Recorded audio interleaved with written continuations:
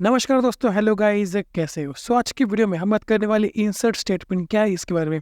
Without wasting any more time, let's get started. Guys, this is Prasad and welcome to PM गुरु।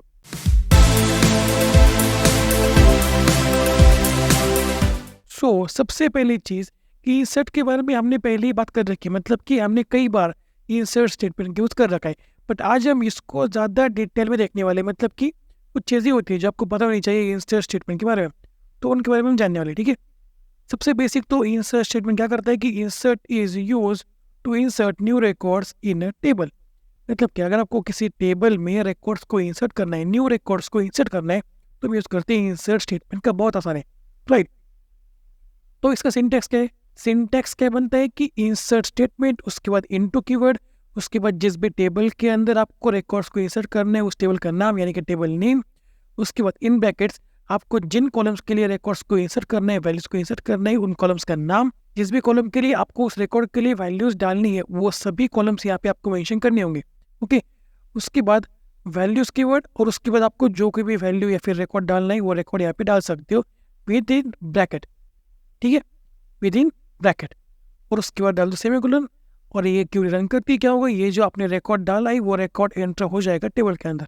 अब इसके बारे में कुछ चीजें आपको पता होनी चाहिए कि ओके, तो देखो, we must put the values in the exact order in which we have listed the column names. मतलब कि ये वैल्यूज आपको उसी ऑर्डर में डालनी है जिस ऑर्डर में आपने कॉलम नेम्स को डाला है, राइट। जिस सीक्वेंस में, जिस ऑर्डर में हमने कॉलम नेम्स को डाला है उसी सीक्वेंस में, उसी ऑर्डर में वे वैल्यूज को भी डालना होगा, तभी आपकी चीजें काम करेंगी, वर्क करेंगी। तो देखो, एक और है हमारे पास कि not need to mention column names if you want to add records for all columns. मतलब कि अगर आपको एक रिकॉर्ड के लिए सभी कॉलम्स के लिए वैल्यू डालनी है, वैल्यू एंटर करनी है, वैल्यू इंसर्ट करनी है, तो आपको वहाँ पे सभी कॉलम्स को मेंशन करने की जरूरत नहीं है, ठीक है। आप directly insert into table name values और इन ब्रैकेट वैल्यूज डाल सकते हो, ठीक है। और ऐसा करते क्या होगा, वो रिकॉर्ड हो जाएगा, बट वहाँ पे कोई भी कॉलम की वैल्यू मिस नहीं हो सकती। मतलब कि अगर टेबल में 10 कॉलम्स होंगे तो यहाँ पे भी 10 वैल्यूज आ रही होंगी, और जिस सीक्वेंस में टेबल में कॉलम्स आ रहे होंगे उसी सीक्वेंस में यहाँ पे वैल्यूज आनी चाहिए, ठीक है। तो इसका हम प्रैक्टिकल देखने वाले, टेंशन मत लेना, ठीक है। अब चलते माई स्किल में, देखते हैं इसका एक एग्जाम्पल। ओके, तो हम आ चुके माई स्किल में। मुझे क्या करना है कि एम्प्लॉयज टेबल में रिकॉर्ड को इंसर्ट करना है, ठीक है। सबसे पहले हम इन दोनों को रन कर लेते हैं। ओके ओके, फीचिंग हो रहा है। देखो, हमारे पास काफ़ी सारे रिकॉर्ड्स हैं। देख लेते हैं कि सबसे बड़ा एएमपी नंबर किसका है, मतलब कि जो लास्ट में एम्प्लॉय हायर्ड हुआ है वो कौन है, ठीक है। यहाँ पे लगाता हूँ order by AMP name, AMP number, sorry name नहीं, और मैं करता हूँ DASC। ओके, अब इस क्वेरी को फाइल करते हैं। ओके, तो लास्ट जो एम्प्लॉय नंबर है वो है हमारा लगभग 5 लाख, ठीक है। तो अगर अब मुझे रिकॉर्ड को इंसर्ट करना है तो मुझे इससे ऊपर यानी कि इससे बड़ा एम्प्लॉय नंबर डालना होगा, क्योंकि ऑब्वियसली एम्प्लॉय नंबर जो है वो एक प्राइमरी की है। देखो, वो एक प्राइमरी की है, तो अगर मैं इन्हीं में से कोई डालूंगा तो एसक्यूएल मुझे एरर थ्रो करेगा, तो मुझे इससे बड़ा नंबर डालना पड़ेगा, राइट। ओके, तो अब आते हैं नीचे, और मैं यहाँ पे करता हूँ इंसर्ट स्टेटमेंट का यूज, इंसर्ट इनटू, उसके बाद टेबल का नाम जो यहाँ पे है एम्प्लॉयज। ओके, उसके बाद हमें यहाँ पे कॉलम के नाम डालने हैं, ठीक है। यहाँ पे हमारे पास कॉलम्स के नाम क्या है, EMP number, comma, birth date, okay, यहाँ पे नीचे अंडरस्कोर है, ठीक है। उसके बाद फर्स्ट नेम, उसके बाद लास्ट नेम, उसके बाद जेंडर, उसके बाद हायर डेट, ठीक है। ये सभी हमारे पास कॉलम्स मौजूद है। अब मुझे इन सभी के लिए रिकॉर्ड्स को इंसर्ट करना है, ठीक है। अब मैं आऊँगा नीचे, मैं यहाँ पे डालता हूँ वैल्यूज, उसके बाद इन ब्रैकेट मुझे जो कोई भी रिकॉर्ड डालना है वो मैं डाल सकता हूँ, ठीक है। मैं यहाँ पे शुरुआत करता हूँ एम्प्लॉय नंबर के साथ, मैं यहाँ पे डालता हूँ एम्प्लॉय नंबर लगभग 10 लाख, ठीक है। ओके, 1 लाख नहीं हो रहा ना, ओके 1 लाख ही हो रहा है। ओके, 10 लाख करते, उसके बाद कॉमा लगाते, और बर्थ डेट क्या है, बर्थ डेट के लिए मुझे यूज करना होगा कोट्स का, ठीक है। तो मेरी बर्थ डेट क्या है कि 09, सॉरी मुझे पहले ईयर को डालना होगा 199803 यानी कि मार्च एंड 09, ओके, उसके बाद हमें डालना है फर्स्ट नेम। ठीक है, मैं यहाँ पे डालता हूँ प्रसाद, क्योंकि मेरा फर्स्ट नेम जो है वो प्रसाद है। अगर किसी को पता ना हो तो अब सबको पता चल गया होगा, राइट। और मेरा लास्ट नेम है महाजन, MAHJAN। ठीक है, उसके बाद मुझे डालना है जेंडर, जो ऑब्वियसली है मेल। ठीक है, और हायर डेट, हायरिंग डेट में डालता हूँ 2023 097। ओके, अब इस क्वेरी को फाइल करते हुए देखते हैं कि चीज़ें रन हो रही है या फिर नहीं। ठीक है, कंट्रोल शिफ्ट एंटर। ठीक है, 1 रो अफेक्टेड आ रहा है। आप क्या करते हैं, आगे नीस वाली क्वेरी को फाइल करके देख लेते हैं कि मेरा वाला रिकॉर्ड जो है वो इंसर्ट हो चुका है या फिर नहीं। Control shift enter. तो देखो यहाँ पे 10 लाख एम्प्लॉय नंबर आ रहा है, बर्थ डेट यहाँ पे आ रही है Prasad first name, Mahajan last name, gender male and hiring date यहाँ पे आ रही है। ठीक है, अब समझ में आ रहा है कि कैसे हम वैल्यूज़ को इंसर्ट कर सकते हैं टेबल के अंदर। ठीक है, ओके, तो बहुत आसान है, राइट। बट यहाँ पे कुछ चीज़ है जो आपको समझ में आनी चाहिए, आपको ध्यान में रखनी होंगी।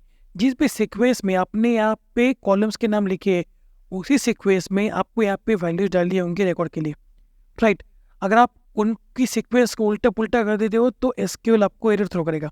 दूसरी बात, अगर आपको रिकॉर्ड इंसर्ट करना है और आप सभी कॉलम्स के लिए वैल्यूज यहाँ पे डाल रहे हो, तो आपको ये सब डालने की ज़रूरत नहीं है, आप इसको स्किप भी कर सकते हो। ठीक है, अब अगर ऐसे भी डालोगे ना तो भी ये रिकॉर्ड रन हो जाएगा। ठीक है, एक बार करके देख लेते हैं। मैं यहाँ पे करता हूँ 1 और मैं यहाँ पे नाम चेंज करता हूँ संकेत, ओके, गाय के। ओके, मैं हायरिंग डेट चेंज कर देता हूँ 07 और 28, सॉरी 28। ओके, बर्थ डेट में चेंज करता हूँ, ठीक है, रह देते। अब इस क्यूरी को फाइल करते हैं, कंट्रोल शिफ्ट एंटर। देखो ये क्यूरी भी रन हो चुकी है, 1 रो अफेक्टेड आ रहा है। ठीक है, अब इस क्यूरी को फाइल कर लेते हैं, देख लेते हैं कि ये रिकॉर्ड इंसर्ट हुआ है या फिर नहीं। देखो यहाँ पे ये रिकॉर्ड भी इंसर्ट हो चुका है, जबकि मैंने यहाँ पे कोई भी कॉलम का नाम नहीं डाला है, कोई भी कॉलम का नाम मेंशन नहीं करा। क्यों? क्योंकि मैं यहाँ पे सभी कॉलम्स के लिए वैल्यूज़ को डाल रहा हूँ, और अगर मैं यहाँ पे कोई वैल्यू मिस कर देता तो भाई एसक्यूएल मुझे एरर थ्रो करता, राइट। और अगर आपको किसी पर्टिकुलर कॉलम के लिए ही वैल्यूज़ को डालना है, रिकॉर्ड इंसर्ट करना है, तो आप यहाँ पे कॉलम्स का नाम मेंशन कर सकते हो। ठीक है, बट अगर आप ऐसा कुछ कर रहे हो तो ध्यान में रखो कि जिस ऑर्डर में टेबल में कॉलम्स आ रहे हैं उसी ऑर्डर में यहाँ पे आपको वैल्यूज डालनी पड़ेंगी, राइट। बहुत आसान है। अब मैं यहाँ पे इसको अगेन पेस्ट कर देता हूँ। ओके, एक और बात, देखो आपको क्या करना है कि सभी कॉलम्स के लिए जो डेटा टाइप्स है वो पहले चेक कर लेनी है, उसके बाद ही उसके हिसाब से वैल्यूज को एंटर करना है। ठीक है, ताकि आपको एरर ना आए, राइट। अगर आपको सभी कॉलम्स के जो टाइप्स है वो जानने, तो क्या करो, यहाँ पे टेबल में आओ, एम्प्लॉय टेबल, उसके बाद यहाँ पे आई बटन आ रहा होगा, उसके ऊपर क्लिक कर लो और यहाँ पे आपको कॉलम्स का ऑप्शन मिल जाएगा, वहाँ पे क्लिक कर लो। तो यहाँ पे आपको सभी कॉलम के जो टाइप्स है वो देखने को मिल जाएंगे, मतलब कि कौन से कॉलम में कौन सा टाइप का डाटा एंटर हो रहा है वो आपको यहाँ पे देखने को मिल जाएगा, राइट। इसकी बर्थ डेट, तो यहाँ पे टाइप है डेट, एम्प्लॉय नंबर यहाँ पे इंटीजर, फर्स्ट नेम यहाँ पे है varchar, जेंडर यहाँ पे इनम। ठीक है, तो इसके हिसाब से आपको डेटा इंसर्ट करना है, रिकॉर्ड इंसर्ट करना है, राइट। एक और बात, मुझे एक बात बताओ, जब आप यहाँ पे इंटीजर को डाल रहे होते हो तो वहाँ पे क्या आप कोट्स के यूज करते हो या फिर नहीं करते?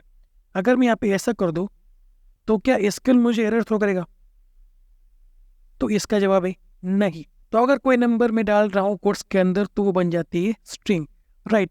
बट मुझे पता नहीं कि एसक्यूएल कैसे करता है, बट ये स्ट्रिंग को इंटीजर में कन्वर्ट कर लेता है अपने आप। मतलब कि अगर मैं क्वेरी फाइल करूँगा तो क्या होगा, ये जो नंबर है ये एज अ इंटीजर स्टोर होगा एम्प्लॉय नंबर कॉलम में। अब इसका मतलब ये नहीं बनता कि आप यहाँ पे कोट्स के यूज करो। बेस्ट प्रैक्टिस तो यही कहती है कि आपको इंटीजर या फिर फ्लोट जो होते हैं वो बिना कोट्स के ही डालने हैं।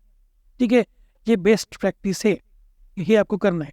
ठीक है, चाहे एसक्यूएल कुछ भी कहो, बट आपको इंटीजर फ्लोट के लिए कोई भी कोट्स नहीं डालने, सिंगल या फिर डबल कोई भी कोट्स नहीं डालने, राइट।